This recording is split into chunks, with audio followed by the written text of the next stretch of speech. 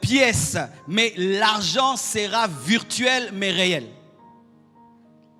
C'est pourquoi, si tu es un homme d'affaires, en attendant que Jésus-Christ revienne, tu dois positionner tes affaires sur le plan informatique.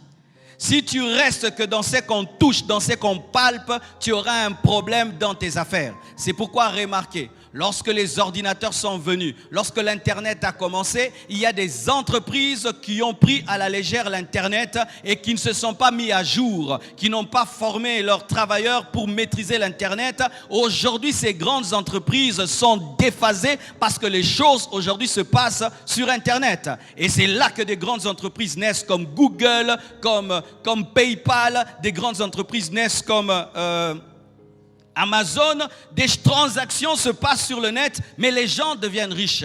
Si tu veux régner et dominer en ce siècle-ci, tu dois ajouter à ta manière de travailler la place de l'informatique, parce que l'informatique, c'est le langage actuel du monde. Amen. Comme l'anglais, comme le français, il y a aussi un langage informatique. Et la plupart des temps, lorsque l'homme est habitué à un système de pensée et de travailler, il a du mal à s'ajuster avec le nouveau fonctionnement. Et c'est ce qui fait que beaucoup de personnes très intelligentes échouent parce qu'elles ne savent pas utiliser les nouveaux matériaux.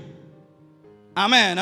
Il fut un temps dans la guerre, on utilisait des pierres. Amen. Et puis un homme a découvert le couteau. Il a découvert les lances. Tous ceux qui sont restés dans les pierres ont été vaincus par ceux qui ont découvert des flèches. Et quand d'autres ont découvert des mitrailleuses, ceux qui sont restés dans les flèches ont été battus par ceux qui ont des mitrailleuses. Et quand on a découvert des bombes atomiques, ceux qui sont restés dans les mitrailleuses sont vaincus par les bombes atomiques.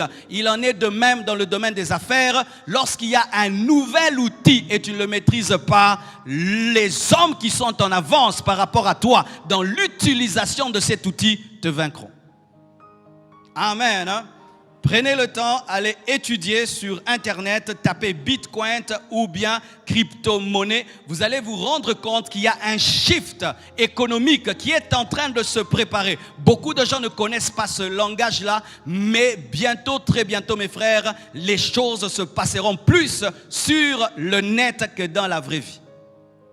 Alors si déjà dans l'Internet du présent, qui est de bas niveau, où nous sommes dans la 4G, bientôt là il y aura la 5G, la 6G. Tu es dépassé mon frère, lorsque ce niveau-là va arriver, tu seras totalement obsolète.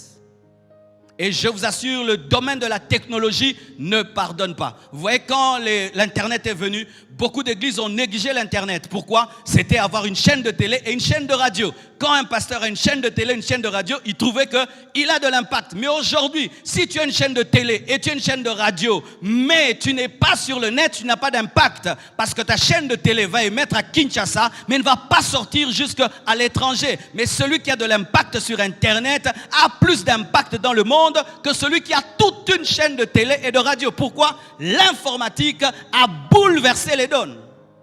Il en est de même sur le plan des affaires. Amen. Faites les affaires, mais n'oubliez pas l'ordinateur. N'oubliez pas l'Internet, parce que l'Internet te permet, quand tu fais les affaires, de traiter avec le monde entier. Amen. Donc ça, c'était pour la connaissance générale. Nous sommes dans notre culte des projets. Dans les projets que vous faites, n'oubliez pas la monnaie du peuple. On l'appelle monnaie du peuple parce qu'elle n'est pas gérée par les banques, elle n'est pas gérée par les gouvernements jusque-là. Mais je crois que dans l'évolution de la crypto-monnaie, elle sera